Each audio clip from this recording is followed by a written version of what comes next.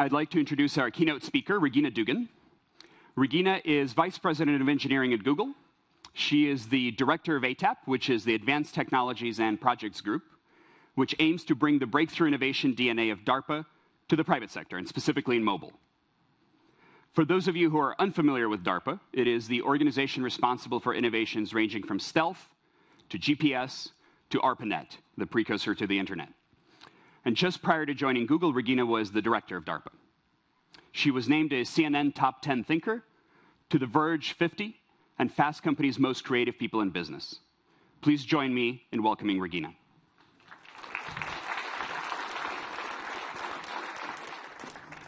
Good morning. Good morning. Good morning also to the folks in London, and it's good afternoon to the folks in London, right? Good morning to the folks in New York and everybody on the live stream. I want to start this morning some years back, about 45 years ago, 1969. Now, everyone remembers 1969 as the year the United States landed on the moon. It was the nail-biting conclusion to this swirling technological race that was started after Sputnik. Now, interestingly, that same year, something else happened, arguably even more important. We just didn't know it at the time. On October 29th of 1969, that same year we landed on the moon, in a much quieter setting, 2 remote nodes were connected together. One was at UCLA, one was at SRI. Now, first conversations can be a bit awkward, sometimes a little rocky.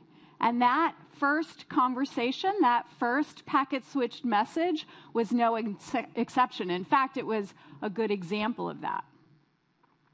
Researchers attempted to send the first word across that network, and that word was login. Only an L and an O got through, and then a buffer overflow crashed the system. That first transmission failed to complete even a single word. Now, that's quite a humble beginning. You might say it was a moonshot of sorts, only it didn't have a lot of the characteristics that we typically associate with moonshots. There was no spectacular, photographable moment. There were no speeches. Just in a quiet room, there was a massive technological advance, one that would change a lot in the world. Now, I imagine that the developers here today recognize this story and the feeling. The exhilaration that comes with an advance that's made past the spotlight. That deep sense of knowing when something happens that it's important. 2 history-making events in 1969. They were as different as they were the same. The lunar landing, the birth of the internet. It reminds us that sometimes the world is changed by a journey to space, and sometimes it's changed by a broken conversation. Ara is a platform. The internet is a platform, and platforms are powerful. That has always been true. The higher level of abstraction needed to advance a platform is in part what allows many more builders to participate. And good things happen when more builders participate. Innovation is bigger. Innovation happens faster, and users benefit. The internet has helped high school sweethearts find each other, and the internet has changed the fate of entire nations. The internet, and now the mobile internet, allows us to contribute and to be heard as individuals, and it allows us to amplify our voices and our power as a group. Now, many people were part of making that happen. We had to build it together. So history actually has many examples of this. There are 3 shown here, and I'm going to go through them. The first, on the left-hand side, represents the advances made in the 1970s by Mead and Conway. Mead and Conway created better design and simulation tools for semiconductors. Now, what this meant was that designing was no longer the purview of a few hundred people in captive, vertically integrated organizations. Rather, this made the design accessible to tens or hundreds of thousands of people, engineers and students, who could iterate designs on the computer and then reliably build those designs in existing fabs. They could do so in weeks and at the cost of hundreds of dollars. And the semiconductor industry exploded with innovation. Now, here's the thing. It was not without controversy at the time. In fact, there were a lot of critics, people who argued that the compromise of that higher level of abstraction would ruin performance. And there were some performance requirement detriments, right? Some detriment in the performance in the initial phases. But the diversity and the speed of all of those participants quickly overcame any of those disadvantages. And I'm guessing that that theme, that basic course of events, sounds very familiar to this crowd. Now, we saw the same thing in advanced computer languages and the advent of personal computing, which erased the seams and increased accessibility. And it had the same controversy, by the way. Oh, there will be a detriment in performance. What we saw, however, was an incredibly vibrant growth in the software ecosystem.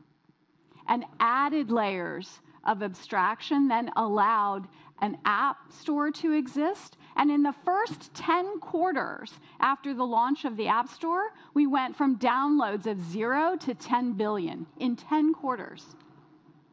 And the number of music, video, and movie downloads combined went from 0 to 500 million, and it changed an entire industry. We've seen it happen now in biology as well. And this is a remarkable example. Zoran Popovic, who's a computer scientist at the University of Washington, together with a biochemist, David Baker, created a game called Fold It. It's essentially an interactive protein folding game, the Tetris of protein folding. Now, protein folding is a very complicated task in biochemistry. It's exceedingly challenging, and it's incredibly important. Misfolded proteins are responsible for things like mad cow disease, Alzheimer's, and cystic fibrosis. Proteins that are folded properly block HIV pathways and other cellular evildoers. Now, Fold It was launched in 2008, and since then, more than 300,000 people have registered as players. Now, with this diversity and scale, we've seen the emergence of protein folding savants, game players who outplay protein experts. And in 2011, the players of Fold It solved the three-dimensional structure of the retroviral protease that contributes to AIDS in rhesus monkeys. It's one of our most important research targets. And for 15 years, that protein was unsolved in the scientific community. The gamers of Fold It solved it in 15 days. That's what happens when we harness the minds of many, when many more are part of the advances. So Tom Knight, who's an MIT engineer, computer scientist, and biologist, wrote, "The 19th century was about the control and manipulation of energy. The 20th century, about the control and manipulation of information. And the 21st century is about the control and manipulation of matter." So what does it start to look like when modern platforms, widespread communication and computational platforms, begin to intersect with physical platforms? We're starting to see a shift in manufacturing now, no longer the purview of a few hundred, but the purview of many more. And whole industries are starting to change. So artists 3D printed the faces of Paranorman instead of molding them with clay. Doctors printed a dissolvable tracheal splint to a specific size and contour and saved a baby's life. Now, students in the Cornell Fab Lab, perhaps exercising questionable judgment, printed a bite-sized space shuttle made out of scallops and cheese. I don't know why, but that's what they did. And a family printed a soft prosthetic webbed foot for their pet duck. Now, the video of that duck learning to walk again is strangely moving if you watch it. It's really inspiring. Now, we're going to hang out here a little bit and talk about this duck, because I want you to remember the duck. Because the duck may not be very important to you, but it was very important to that family. And that's the point of platforms. Platforms become the stage for the creativity and the innovation of many minds that in turn solve many needs, sometimes big and sometimes small. Your real needs, not the needs that someone else decided you have. The point is not that each solution in and of itself is transformational. Remember that when someone challenges you about the duck. The point is that in aggregate, taken together, they become an emerging transformational force in the physical world, one that suggests the impact and scale of the internet. Platforms that shift the ability to make from the purview of a few to the purview of many matter. The computational and communication platform called mobile may be the most powerful yet, and it's at the center of it all. Much like so many transformational efforts, Ara itself started in a very humble way, with the core beliefs that came from that historical understanding across disciplines, from Mead and Conway to Foldit, and with a simple question: what would happen if we gave people the tools and the freedom to create? Some of you will remember that Ara started in a Sprinter van that was wrapped with 4,000 linear feet of Velcro and dubbed Sticky.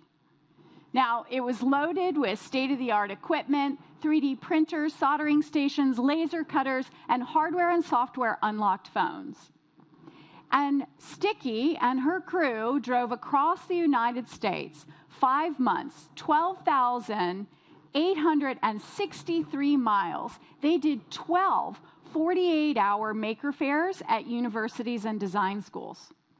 And what they found was that students in those universities invented things like this: Talking Hands, a device that translates American Sign Language to text using a glove that has been coated with conductive pads and flex sensors connected to the phone. And the purpose of Talking Hands was to bridge the gap between the hearing and the hearing impaired. And that was just one example from those makeathons. Platforms matter if we can move from those isolated cases to scale. And Paul's going to talk more about the stability and the inflection points necessary in building two-sided markets around platforms. But for now, I want to focus in particular on just two elements of scaling. First, we have to lower the barrier to increase the number of participants. And second, we'll have to transition from the demonstration at convincing scale, which characterizes a successful ATAP project, to product scale. And characteristic with our tendency towards bold moves, we're going to do both starting now, because we're planning for success. To lower the barrier and invite more innovators, we're going to have to make hardware design more like software design. Now, the MDK is a start, but we also need better design and simulation tools, better system engineering processes.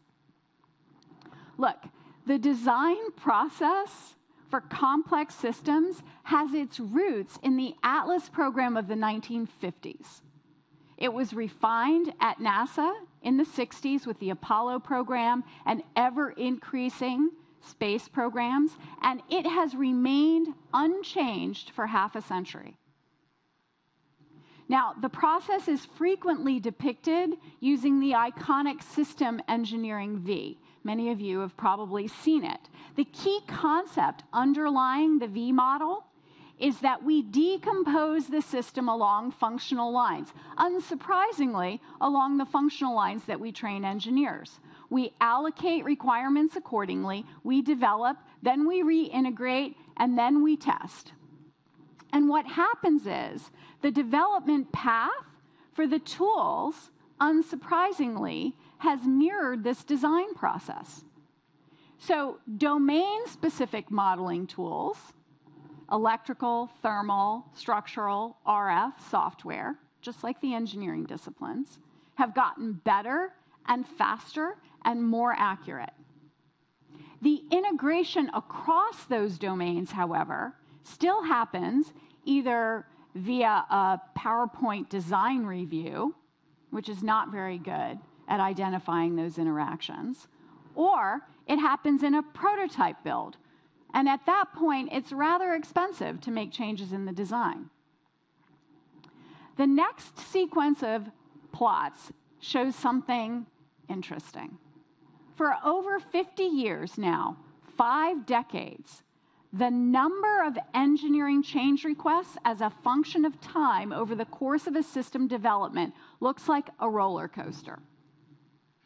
Change requests and most problems are discovered during integration and test.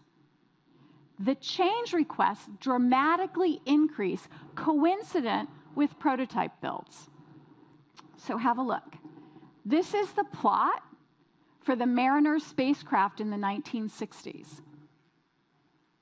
This is the plot for a radar system in the 2000s. And this is a modern smartphone. If we want more speed and more participants, we need better tools. We have to virtualize much more of the design, build, test, and redesign cycle. We're going to have to couple existing models across domains so that a designer can verify a design at a higher level of abstraction. It's essentially the equivalent of compiling your design. It's the equivalent of moving from assembly to Fortran. Now, Paul's going to talk more about the tool development efforts in Ara that we're developing to make hardware design more like software design. And I think you'll see some great advances over the course of the day. Okay, that's the first thing. Second, we have to move to the market. We have to let people beyond our safe circle start to interact with the tech, which leads us to the market pilot and transition efforts. Now, when innovation is happening along a known trajectory, evolutionary innovation, the strategic wins come from better execution, because most everybody can see the same roadmap. In that case, you can write a plan that stretches forward, sometimes even years. In the case of breakthrough innovations, that's not possible, because every month yields critical information that you need for the next step. And here, maximum flexibility is what you need, maximum flexibility is key. Now, unlike what you may have been exposed to previously, ATAP projects are characterized by managing constant flux, building, planning, changing tack, moving efforts in and out in accordance with needs.